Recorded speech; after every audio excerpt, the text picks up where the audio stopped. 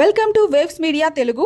సర్దార్ పుట్టం పురుషోత్తం మాట్లాడుతూ బండి సంజయ్ కుమార్ బీసీ వర్గానికి చెందిన నాయకుడు కావడంతో రాజకీయంగా ఎదుర్కోలేక ఆయన కుమారుడిపై కుట్రలు చేస్తున్నారని ఆరోపించారు. ఈ వ్యాఖ్యలు ఆయన మీడియాతో మాట్లాడిన సందర్భంగా చేశారు. మున్నూరు కాపు కులం పైన కుట్రలు కుతంత్రాలు చాలా జరుగుతూ ఉన్నాయి.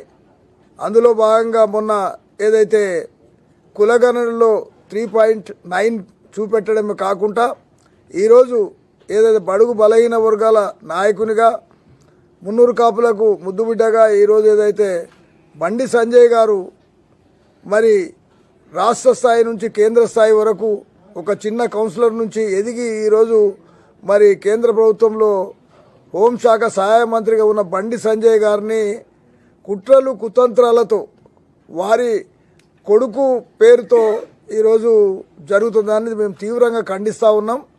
ముఖ్యంగా ఎక్కడైనా బడుగు బలహీన వర్గాల నేతలు కొద్దిగా ఎదిగితే వారిని దిగజార్చడానికి దించడానికి చాలా ఇటువంటి ప్రయత్నాలు జరుగుతూ ఉన్నాయి. దాన్ని ఈరోజు సమాజంలో ఉన్న 40 లక్షల మున్నూరు కాపులు ముక్త కంఠంతో ఖండిస్తూ ఉన్నాం. నిజంగా బండి సంజయ్ గారు ఏదైనా వారి కొడుకు కానీ ఏదైనా కేసులల్లో ఏదైనా నిజంగా ఉంటే చట్టం చూసుకుంటుంది.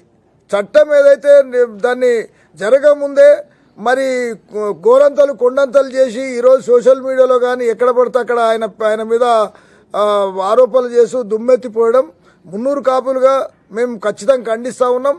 ఖచ్చితంగా ఏదైతే బండి సంజయ్ గారు వెంట ఈరోజు 40 లక్షల మున్నూరు కాపులు నిలబడతారు, ఆయన నాయకత్వాన్ని కోరుతూ ఉన్నారు. కాబట్టి ఈరోజు ఖచ్చితంగా మేము ఈరోజు బండి సంజయ్ గారు మీద ఆరోపణలు ఇవన్నీ మేము తీవ్రంగా ఖండిస్తూ ఈరోజు మున్నూరు కాపు సంఘం తెలంగాణ రాష్ట్ర అధ్యక్షునిగా సర్దార్ పుట్టం పురుషోత్తముగా మేము ఖచ్చితంగా ఈ విషయంలో బడుగు బలహీన వర్గాలపైన కుట్రలుగానే మేము చూస్తాం తప్ప మరి అది కుట్ర కోణం తప్ప ఇంకేం మరొకటి కాదని ఈ సందర్భం తెలియజేస్తా ఉన్నాం.